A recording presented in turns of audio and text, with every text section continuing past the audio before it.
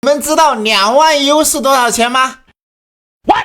我是干那个车头的。车头哥，你这是车队的呀？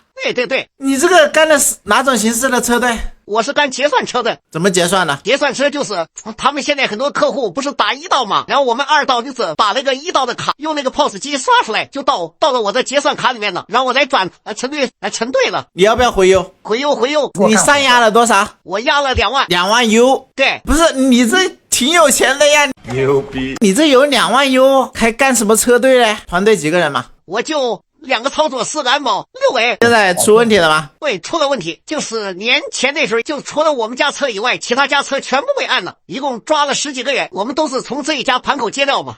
就这个盘口下面的车队，其他的都被抓了。对，包括我们的，我也被按了1个操作进去了。哦，你们这个6个人只抓了1个，你们这车队干了多久啊？我们干了4个多月。流水有多大？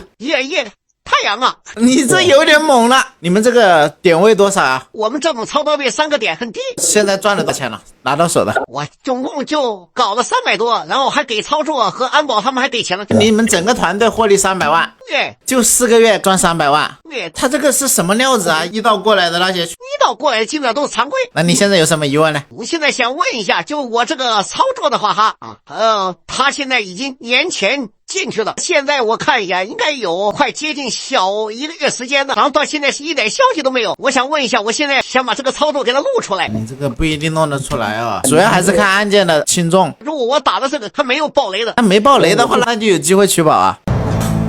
我给大家说一下，车队的操作手啊，查实了有证据的情况下啊，会定掩饰隐瞒啊，掩饰隐瞒最高判7年啊。如果核实到你跟上游之间有共谋的话，那有可能直接按诈某片的共犯定啊，所以大家千万不能做啊。